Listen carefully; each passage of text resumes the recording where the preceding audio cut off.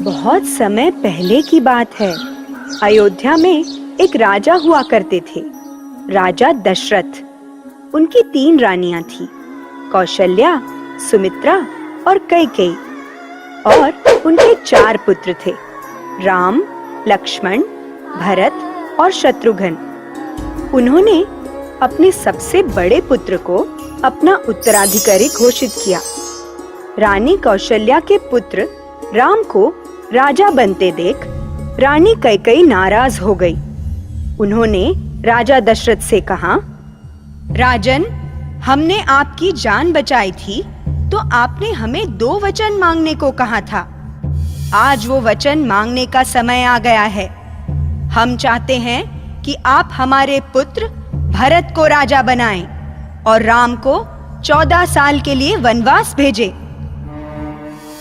राजा दशरथ काफी दुखी हुए, किंतु वो अपने वचन के कारण मजबूर थे, तो उन्होंने राम को वनवास भेज दिया। राम के साथ उनकी धर्मपत्नी सीता और भाई लक्ष्मण भी चल पड़े। तीनों वन में रहने लगे।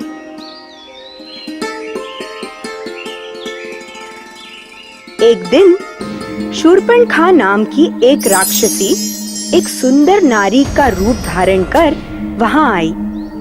वो राम जी को देखकर मोहित हो गई और उन्हें जाकर बोली, मुझे आपसे शादी करनी है। राम जी ने मुस्कुराकर कहा, देवी, मैं तो पहले से ही शादीशुदा हूँ। आप मेरे भाई लक्ष्मण के पास जाइए और उनसे पूछिए कि क्या वो आपसे शादी करेंगे। ये सुनकर शूर्पणखा लक्ष्मण के पास चली गई, लेकिन शूर्पणखा का प्रस्ताव लक्ष्मण ने भी ठुकरा दिया। ये देखकर शूर्पणखा बहुत गुस्सा हुई और अपने असली रूप में आ गई। उसने सीता जी को मारना चाहा, किंतु लक्ष्मण ने शूर्पणखा की नाक और कान काट दिए। शूर्पणखा रोते रोते अपने भाई रावण के पास गई। रावण लंका में रहता था और वो सारे राक्षसों का राजा था। उसने अपनी बहन के अपमान का बदला लेने की ठानी। उसने एक राक्षस को स्वर्ण मृग बनाकर जंगल भेजा। उस स्वर्ण मृग को देखकर राम, लक्ष्मण और सीता जी मोहित हो गए। राम और लक्ष्मण उस मृग के पीछे पीछे भागे ताकि वो उसे पकड़कर सीता जी को दे सके। इतने में रावण अपना रूप बदलकर साधु बनकर सीता जी के पास आया और सीता जी को अगवा करके ले गया। राम और लक्ष्मण जब वापस आए तो उन्होंने देखा कि सीता जी घर पर नहीं हैं, तो दोनों उन्हें खोजने लगे। खोजते खोजते उन्हें एक घायल पक्षी मिला जिसका नाम जटायु था। जटायु ने राम जी को बताया कि रावण सीता जी को अगवा करके ले गया है। उसने रावण को रोकने की कोशिश की, लेकिन रावण ने उसके पंख काट दिए। राम और लक्ष्मण लंका की ओर चल पड़े। रास्ते में उन्हें वानरों और भालुओं की सेना मिली और उनके साथ रावण से युद्ध करने चल पड़ी। इस सेना में एक वानर थे, हनुमान।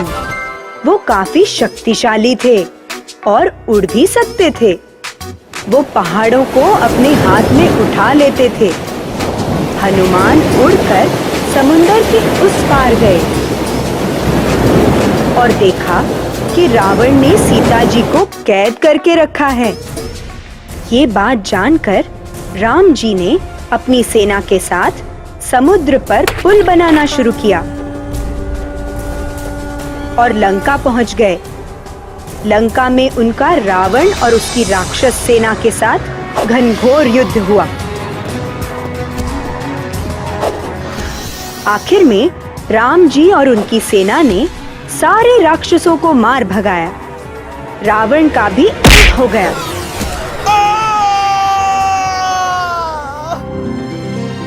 और राम जी युद्ध जीत गए। जीतने के बाद राम जी और सेना सीता जी को लेकर वापस आ गए।